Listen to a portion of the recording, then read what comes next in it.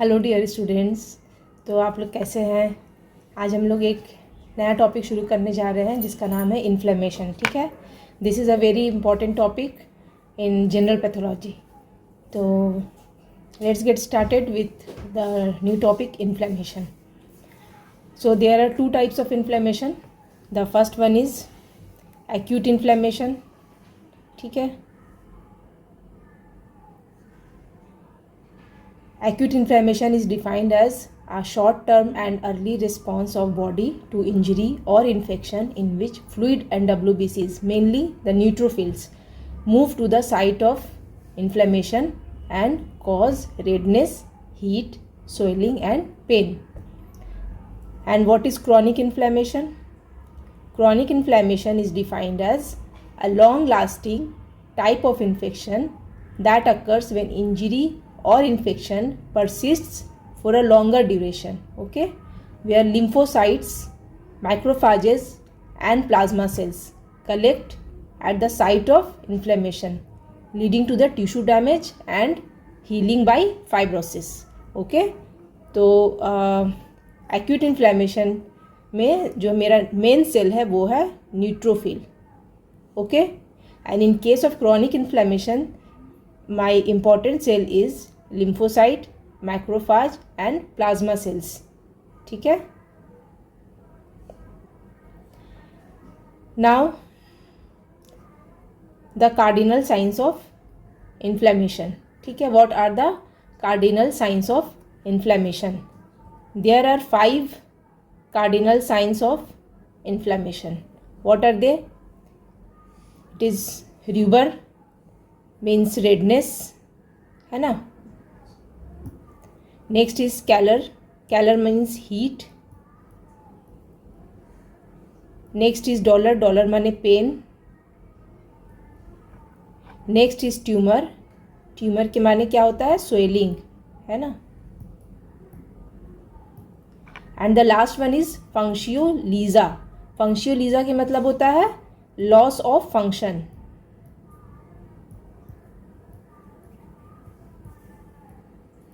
ठीक है, तो these are the 5 cardinal signs of inflammation. What are these? Rubor, redness, calor, heat, dolor, pain, tumor, swelling, functio laesa और the loss of function. मतलब कि at the site of inflammation हम लोगों को ये सारे चेंजेस देखने को मिलते हैं. ओके, अब आगे चलते हैं. What are the differences between acute and chronic inflammation. ठीक है, एक्यूट एंड क्रॉनिक इन्फ्लेमेशन में क्या क्या डिफरेंसेस है ये आप लोगों के एग्जाम में आता है लॉन्ग क्वेश्चन में. Okay, so in case of onset and duration the acute inflammation is rapid onset and shorter duration. ठीक है, ये जल्दी होता है और कुछ दिनों के लिए रहता है एक्यूट इन्फ्लेमेशन.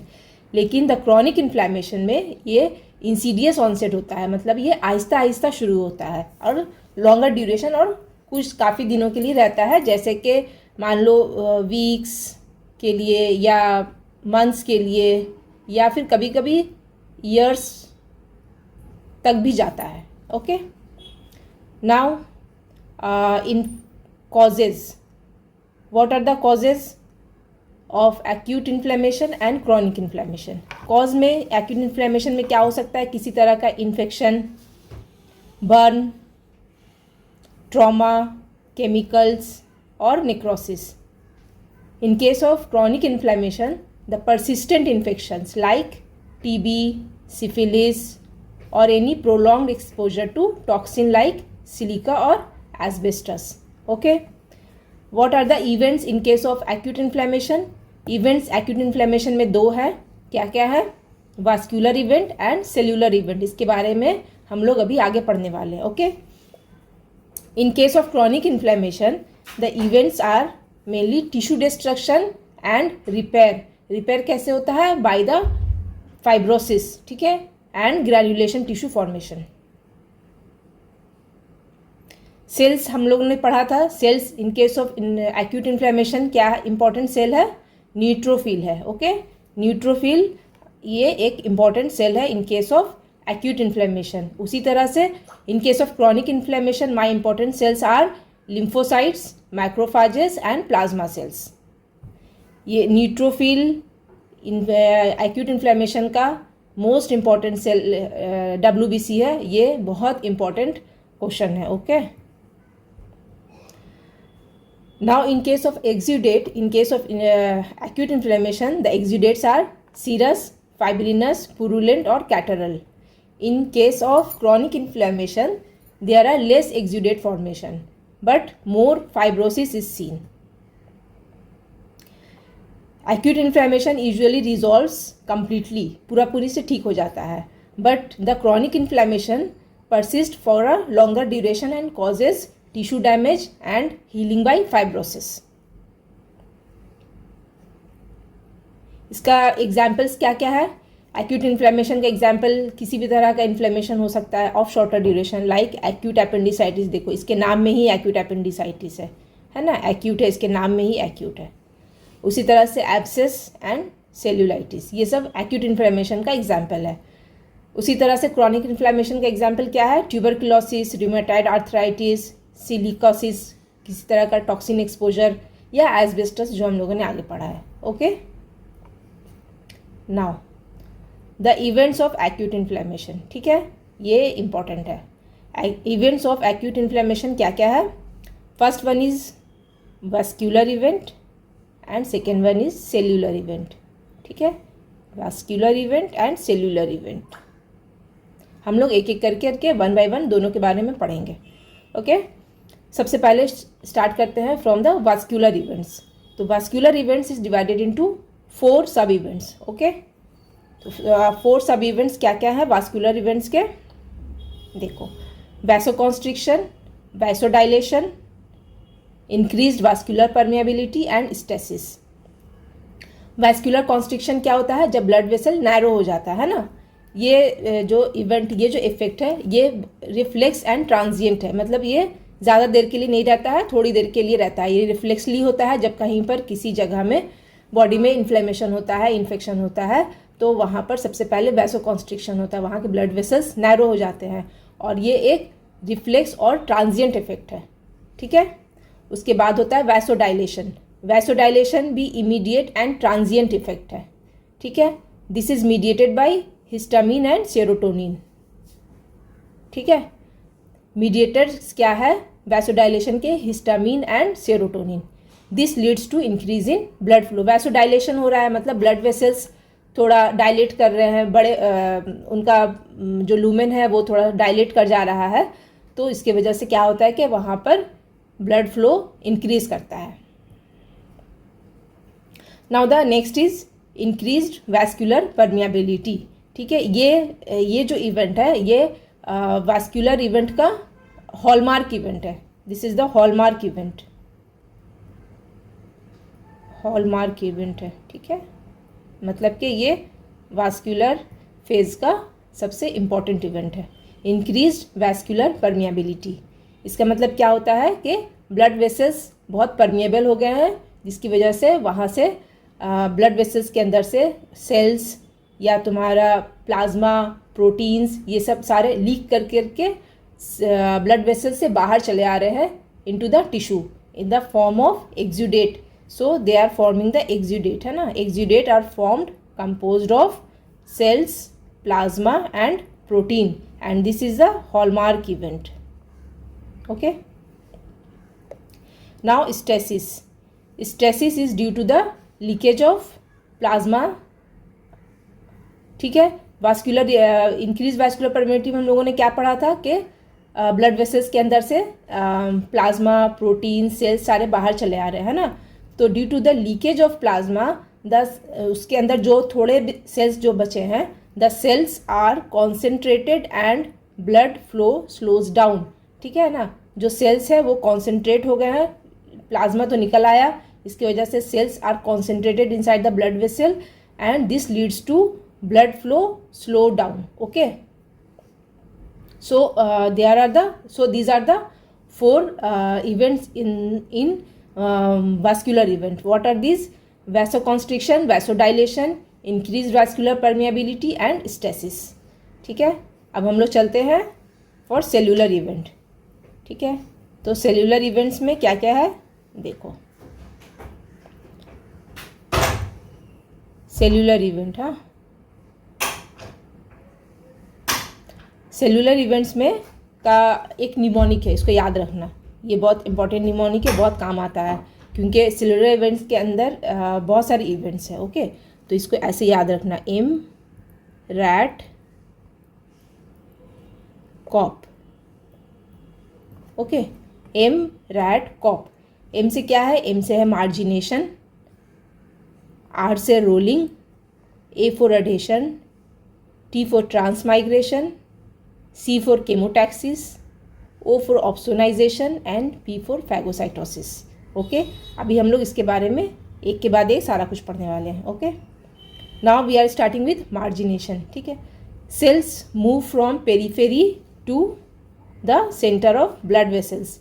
ठीक है ना, ब्लड वेसल के अंदर से बहुत सारा प्लाज्मा आ चुका है बाहर, तो अब क्या होता है कि ब्लड फ्लो स्लो हो गया, स्टेसिस हुआ है, तो जो भी सेल्स है वो अब क्या होता है कि वो पहले ये सारे सेल सेंटर और पेरीफेरी सब में फ्लो कर रहे थे इनिशियली। ठीक है ना, अब क्या होगा कि ये सारे cells move from periphery to the centre. तो अब ये जो सारे पेरीफेरी वाले जो सारे सेल हैं वो सारे बाहर, वो सारे चले आएंगे सेंटर में इस तरह से। ठीक है, ये सारे सेल सेंटर में चले आएंगे, पेरीफेरी में। Cells move from periphery to the centre of blood vessel. Okay, now the next event is rolling और वीक एडेशन। ठीक है, रोलिंग में क्या होता है कि leukocytes roll over endothelial cells making weak attachment. ये जो सारे ल्यूकोसाइट्स हैं नाउ, और ये है एंडोथेलियल लाइनिंग, है ना, ब्लड वेसल का एंडोथेलियल लाइनिंग है ये। तो ये सारा जो WBCs ल्यूकोसाइट्स हैं ये सारे चले आएंगे एंडोथेलियल लाइनिंग से अटैच करने के लिए, इसके ऊपर रोल होने के लिए। तो ये इस तरह से ये रोल होंगे इसके ऊपर। ओके, रोलिंग होगा, leukocytes roll over endothelial cells making weak attachment. This process is done by molecule called selectin और CD62। Okay, selectins are of 3 types.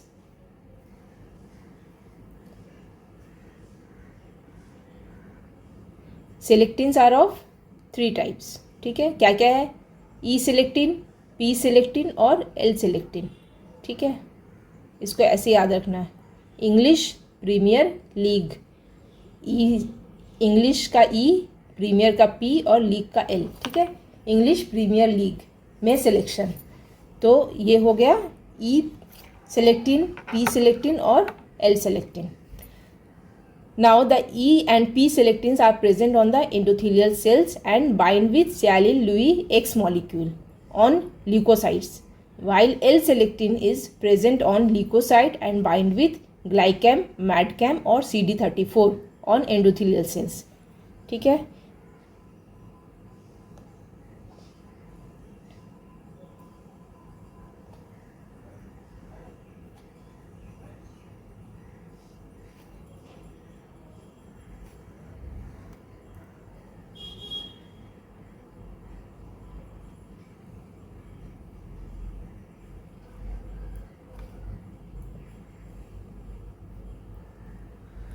now the adhesion. What is adhesion? Leukocytes attach firmly with the endothelial cells, है ना।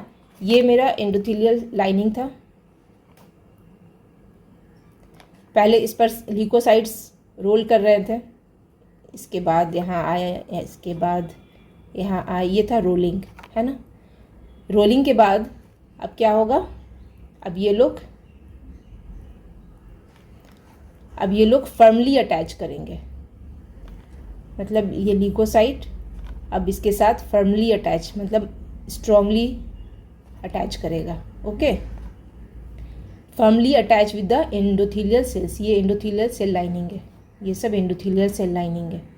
Blood vessel का endothelial cells है. This is due to the presence of integrin beta 1 and beta 2. ये क्यों होता है ये attachment होता है क्योंकि ल्यूकोसाइट पर दो मॉलिक्यूल है, इसका नाम है बीटा 1 और बीटा 2 इंटीग्रिन. ठीक है, ये इंटीग्रिन मॉलिक्यूल की वजह से ये एडिशन होता है. Okay, integrin beta 1 is also known as VLA and binds with VCAM. Integrin beta 1 जो है वो बाइंड करता है किसके साथ? VCAM मॉलिक्यूल के साथ. ठीक है, और बीटा 2 बाइंड करता है ICAM के साथ. ओके,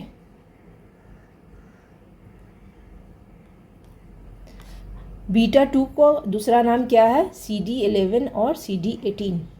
तो beta integrin beta 1 and integrin beta 2 these are present on leukocytes. Integrin beta 1 is also known as VLA and it binds with VCAM. Integrin beta 2 is also known as CD11, CD18 molecule. Okay, and these bind with ICAM molecule. अब आगे चलते हैं. देखो,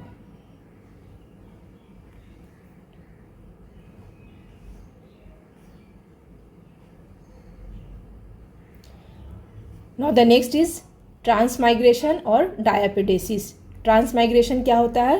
leukocytes, जो हमारा leukocytes था, these release MMP मतलब matrix metalloproteinase enzyme. Okay, and dissolve the basement membrane.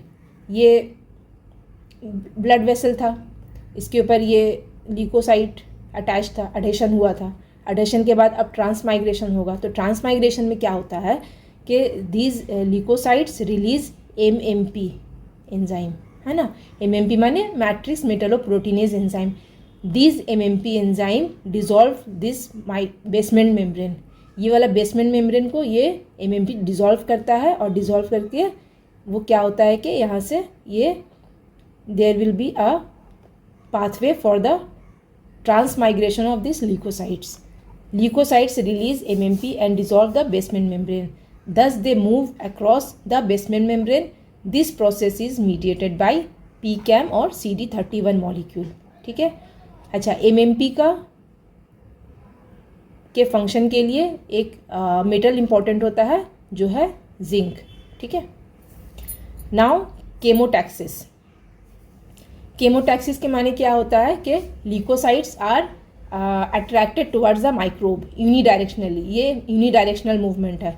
जैसे कि ये ल्यूकोसाइट है और यहाँ पर मेरा माइक्रोब है. ठीक है, ये माइक्रोब है. इसको इस माइक्रोब को डिस्ट्रॉय करने के लिए तो ये ल्यूकोसाइट आ रहा है eight the site of inflammation, है ना. साइट ऑफ इन्फ्लेमेशन पर ये किसी तरह का माइक्रोब है, कुछ भी है, बैक्टीरिया है, वायरस है, कुछ भी है. तो ये leukocyte is coming to kill this bacteria, है ना. तो this leukocyte movement is unidirectional towards this microbe. वही है, leukocytes move unidirectionally towards the microbe. There are two types of chemotactic agent. First one is exogenous, that is the bacterial products, and endogenous. Exogenous and endogenous. Endogenous are leukotriene B4, interleukinate and C5a molecule. ठीक है. Exogenous में क्या है? Bacterial products. Endogenous में क्या क्या है? Leukotriene B4, interleukin eight and C5a molecule. These are the chemotactic agents. ठीक है. Now the opsonization. ऑप्सोनाइजेशन में क्या होता है? बैक्टीरिया इज, ये जो बैक्टीरिया था, ये वाला बैक्टीरिया,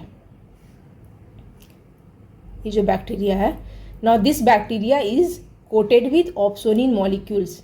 ये bacteria is coated with opsonin molecules to make it attractive for the leukocytes. ठीक है.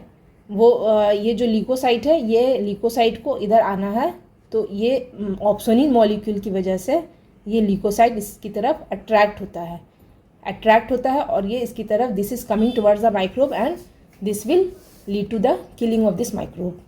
So what are the examples of opsonin molecules? These are IgG, C3b and fibrinogen. इसमें IgG important ऑक्सोनिन है. Now the phagocytosis. The last event is phagocytosis. So there are 3 steps in phagocytosis.